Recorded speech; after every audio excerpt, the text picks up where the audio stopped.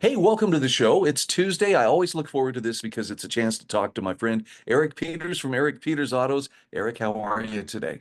Oh, I'm good. And I've got good news for all the young people out there. Trump is going to make buying a house more affordable. You may have caught the news that they floated a 50-year mortgage. So, you get a mortgage when you're 25, and by the time you're 75, yay, light the candles. You might finally have paid off your mortgage just in time to check into the old folks' home. Oh my goodness. Well, gee, I'd kind of like to get one and just, prolong my life till I'm 110. Why not? Well, it's interesting to me because it literally is the embodiment of the whole you will own nothing and be happy. And it's being delivered to us by, of all people, Trump. Yeah. Well, and okay, is there an upside to a 50-year mortgage? Because No. I'm Th- asking th- sincerely. I don't know what it would be. Well, it depends. It depends on innumeracy. It depends on people believing, oh, the monthly payment is more manageable. They don't seem to understand that they're probably going to end up paying three times or more the principal in interest over that period of time. So it's a kind of an indenture, a compound indenture. You're given the illusion of being a homeowner, because they'll assign that term to you because technically your name is on a piece of paper, but you're not going to own anything for the duration of that loan. You're just going to be paying. And the idea that this is going to somehow make things more affordable is risible because if you're constantly paying for the next 50 years, you're going to have less money to pay for other things, at least under the current regime. Let's say you get a 30-year mortgage. And after 30 years, hey, at least I don't have a mortgage payment. I still have to pay that property tax, but at least I don't have a mortgage payment. And that kind of balances things a little bit more in your favor in terms of, hey, I've got some more money to pay for food. And, maybe I can finally get a new car to replace my rattle trap 25-year-old car. So I see this as just another way for them to pluck the chicken, or the goose, I guess. You don't pluck chickens, you pluck geese, and to try to keep the goose from realizing that he's being plucked. I think it's tragic. There are so many better ways to deal with this business of houses becoming completely unaffordable. Like, I don't know, dealing with inflation for one thing, uh, Right. which brings Right. us to the next thing. They're floating the idea of cutting yet another stimmy check, and the reason that you and I and everybody else are paying $60 for a bag of groceries that cost us $30 5 years ago has greatly to do with the fact that during COVID, they thought it would be a fine idea for all the people who couldn't work and who had lost their businesses. Here, we'll just send out stimulus checks. And that's what they're talking about doing again now. And I know that they use fancy words, there's a whole new speak dictionary when it comes to the monetary system, but quantitative easing. Remember hearing that over the years? Sure. And essentially, as I understand it, you correct me if I'm wrong on this, Eric, quantitative easing essentially was we print and circulate billions or maybe trillions of dollars, basically get that money out into the economy to stimulate, the spending that needs to take place. But like you alluded to earlier, it also makes inflation just that much worse by further diluting the purchasing power of every single dollar. It's even worse than that. It's a form of economic musical chairs in that the people who are in the know, okay, they know, all right, we're going to flood the money with funny money or flood the economy with funny money. They can leverage that and take advantage of it before the devaluation of the currency happens. So, the ordinary rank and file people, you and I, by the time it filters down to us, our perk is, oh, we have a little more money, but everything costs more. So, it's a really ingenious way to tax people and do it without them understanding that they have been taxed. And by the way, Trump is saying, oh, this is going to be a rebate for all of the money that has been collected by the federal government in tariffs. Well, do people not understand that these tariffs are taxes? So Trump is basically saying, yeah, I made your life more expensive by adding a tax to everything, but I just call it a tariff. And now I'm going to throw you a small check, $2,000. That's really going to appreciably affect your living standard. I did a quick calculation about inflation, which is currency devaluation. And let's say you have a family and you've been paying about $200 a month more for groceries, which I think is a lowball estimate, as a result of inflation in a month. If you add that up over 5 years, that's more than $12,000. So, that's what you're getting. You're getting a $2,000 stimmy check to try to make things better for you after the government has made your life $12,000 more expensive. And that's just counting groceries. I don't want to sound like I'm a nitpicker, but that just angers me that the political class believes, you know what, you're that easily distracted, Brian. All we have to do is wave the stimmy check, and you'll just fall into line. Sadly, though, I think that's what a lot of people are going to do. I think so, absolutely. And I think it's not a coincidence that Trump is doing it now, dangling the stimmy check. I think that the recent elections were a kind of wake up call to Trump and his people. They are beginning to intuit that there's a growing fury out there about promises not delivered on. And the people are really suffering and they're angry. They're tired of the budget being open and unlimited in terms of sending aid to Ukraine, in terms of sending aid to Israel, aid to Yep. anybody except the United States, except the American people. We're constantly being expected to pay for everything else except our own well being. And people are tired of it. They're not buying this mantra. Trump had the effrontery to say there's almost zero inflation. He actually said that the other day. And the And economy is doing booming, doing great. Yeah, it's doing great. If you're a Wall Street billionaire, if you're a member of the corporate oligarchy that is profiting from all of this, but ordinary people who actually work for a living and collect a check, they're not doing so well.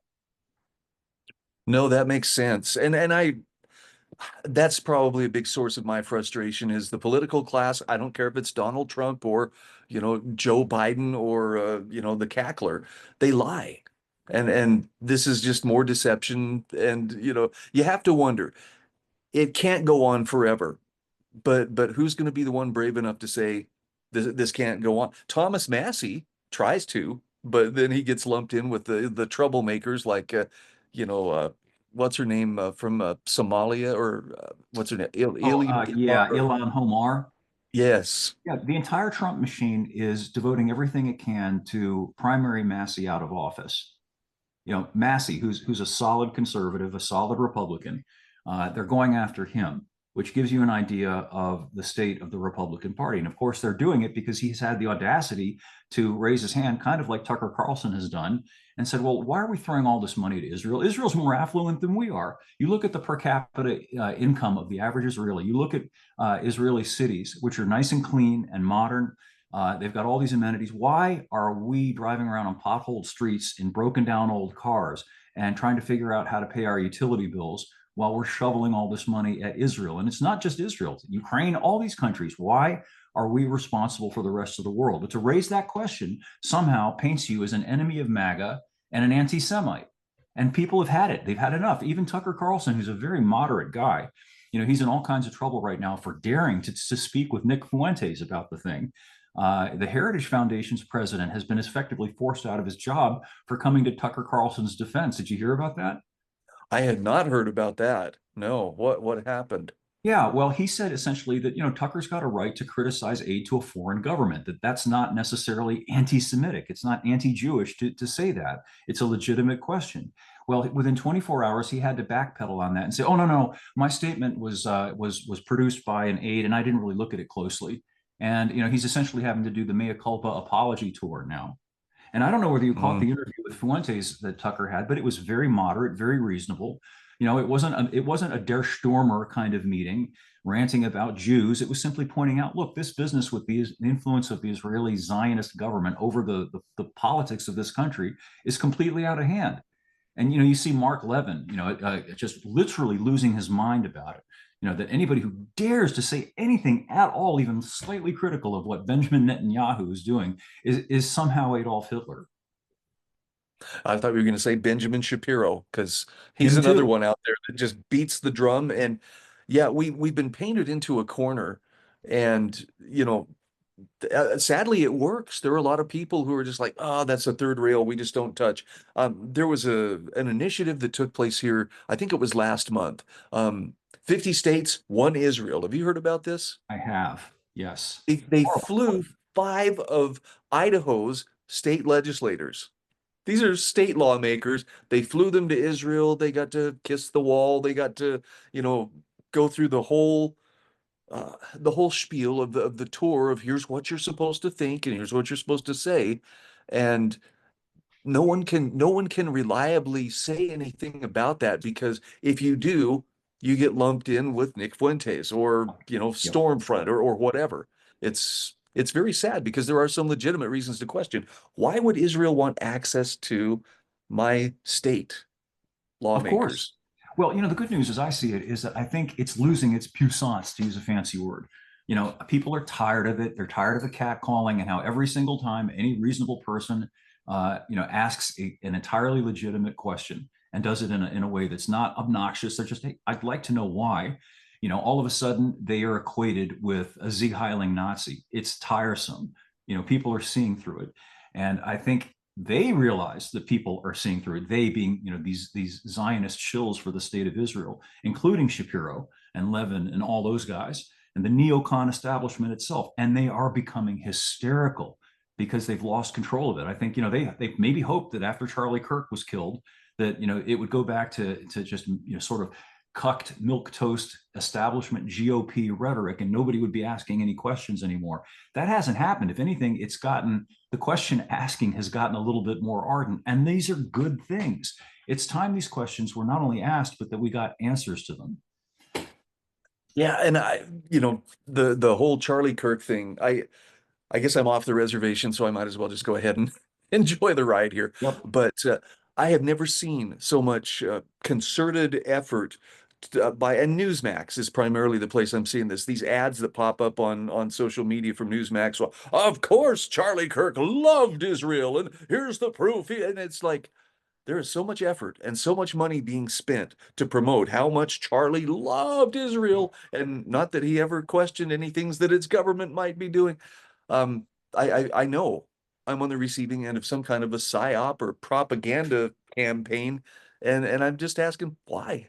Why is it you so know, for important? all, for all their usual adroitness, they're mishandling things. They've been mishandling that from the very beginning. Within what, an hour, I think, of the actual assassination, you had Benjamin Netanyahu, the leader of a state, coming out publicly and say, "Oh, we had nothing to do with it. We had nothing to do with it." Curious. It Yeah, I didn't look mean, good. I know if something bad happens, my day isn't right until I've gone before the cameras and denied that I had anything to do with that. Yeah. And so Uh, instead of being measured and reasonable about the whole thing, they have gone off the rails with it, and they are now at the point, I think, of looking as ridiculous. And I'm going to go way back in time here as Al Sharpton. During the time when he was still wearing the jogging suit with the with the clock around his neck and all of that, and screaming, yelling in his bouffant hairdo on the Maury Povich show. I think we've arrived at that point with regard to the Zionist stuff.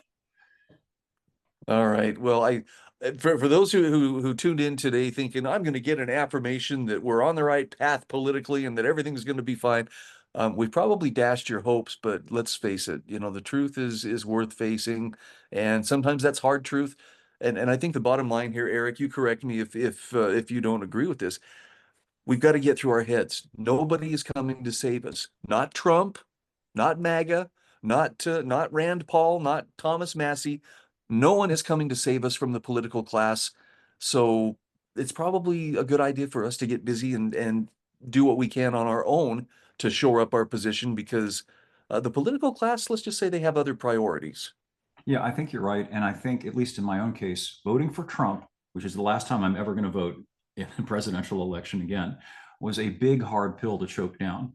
I let my hope overcome my judgment. And I thought that despite all of the things that he had done and all of the indications, the factual things that I could look at and say, this guy's not very trustworthy. He's duplicitous. He's erratic. He's unprincipled. I thought, well, maybe we'll be able to make America great again. We'll get things going in the right direction. Well, not only are things not going in the right direction, I think they're going in even the worse direction than they might have if the alternative, which isn't really an alternative, had won. So I felt clean a week or so ago when I elected to sit out the election in my state and have nothing to do with it. And as you say, focus on our own lives, focus on our own networks, our own things, and stop looking to these politicians to save us because, as you say, they aren't going to.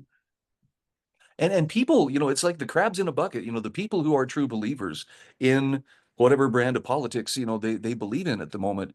Um, our lack of faith is very disturbing to them. When you refuse to participate in the reassurance ritual of voting, Eric, you're part of the problem. You're the reason why things are the way that they are. When to a thinking person, no, you just withdrew your consent because it's clear that no matter who you vote for, in the words of Tom Woods, we still get John McCain. every Yeah, but time. it takes a little while to realize that. I'm quite sympathetic to that point of view because it's just such a tough position to be in. You see important issues being bruited about on the public stage, and you very much want, if you're the kind of American who wants a liberty kind of society, a free society, you want to fight for those things. And how do you do that? We're not picking up our muskets and going out to the common green. So you think, well, I'm going to vote for this person because it looks like that person might incline toward the right point of view on the topic. So you feel almost an obligation to do it, and every single time you end up feeling like Charlie Brown kicking the football when Lucy pulls it away. Every single time.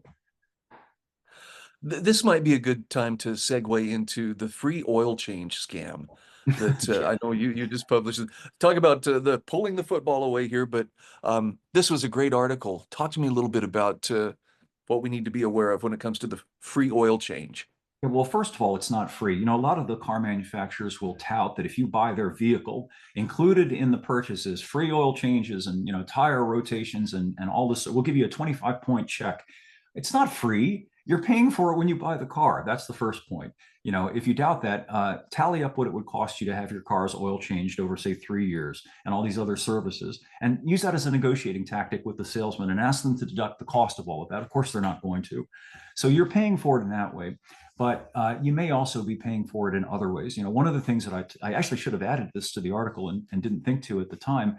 It's a means by which they get your car into the service bay. And then a lot of times, and the sexist comment coming, they're going to do this a lot to women, but men are just as vulnerable these days because a lot of men really don't have any mechanical knowledge. So, the service advisor will come rushing out from the bays and say, oh my gosh, we found X, Y, and Z. Your car needs to have this because it's not safe if you don't get this fixed or this taken care of.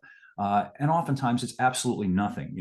For example, all engines tend to seep oil over time. We're not talking about like a hemorrhage or a massive puddle. We're talking about, oh, look, I was able to stick my finger on the crankcase underneath the car and I got some oil on my finger. But a lot of people will see that as if it was a hemorrhage. And so they'll say, oh, okay, they'll agree to have their oil pan gasket replaced for $1,000 or something like that. That isn't necessary, but they've been convinced that it is by the service advisor, who, by the way, makes commissions in a lot of dealerships, just like a car salesman. That's how he makes his living. The other thing is, and this is a really important thing to understand, when you take your car into service at a dealership, typically the person who's doing the monkey work, the oil changes and the tire rotations, very basic things like that, that's not a trained mechanic. They don't take a trained mechanic and have him do oil changes in the pit. That guy's their earner. He's the guy who does the major service work that they actually make money on. Your free oil change is being done by some guy, and I'm not maligning him. You got to start somewhere if you want to work on cars. So they hire some kid right out of high school, and they give him a few basic instructions. That bolt, take that bolt out. Put the oil in. The point is, he's young, he's inexperienced, he may not really be particularly competent, and the odds of something going wrong are actually fairly high. So it's really important to do your due diligence and check to see whether the oil was actually changed. Look on your dipstick, see whether it was changed to the right level, not too full, not too little. And then before you drive off the lot, maybe look underneath the car to see if your engine is in fact now gushing oil on the ground so that you can get it corrected before you leave the dealer's lot. No, that's sound advice. And my son, I'm very proud of him, has learned to do oil changes. And so I got to go down today and I've got to go buy a new oil um, plug, drain pan plug, because the shop, the last time I took it in, did a really good job at rounding off the bolt there. Oh, So yeah. but it's awesome to have the ability to do that yourself. And my son is not a mechanic. He doesn't have, a full tool set up or a lift or anything like that. But he makes he does pretty good, about 20 minutes or so, and that oil's changed. And anyway, useful skill to have, and it sounds like it could prevent you from being taken advantage of. Yeah, I think you raise a really good point. It used to be our generation. This was a common thing that people ordinarily did. In other words, you didn't have to be a gearhead, a mechanic. You just kind of did your own basic maintenance because it saved you money and you knew the job was done correctly. And it gave people proficiency. It gave people a sense of being able to do things, particularly kids. It was I think a valuable thing when a father could take his kid out in the garage or out on the pad in front of the garage and show him how to change the oil. So the kid knew how to do that. Just like, it's a good thing that a kid knows how to deal with a flat tire. just basic things that are part of owning a vehicle, instead of where we are now, where people are completely prostrate and at the mercy of these dealers for everything. So they're paying through the nose for all of these things when they could be saving a lot of money, and also just feeling more confident that they know something about how their vehicle works, and that if something does happen, that they can maybe probably handle it, or at least know how to handle it. And of course, there's always the caution too. Anything free, beware. It's Yes, kind of like don't buy a TV from an out of breath guy on the street. that's It's great. That's a good one. common sense there. Eric, great as always to visit with you. Keep up the great work and keep inspiring us to stay free despite the efforts of those who would like to take it away. Will do. Thank you, Brian. Appreciate you having me on.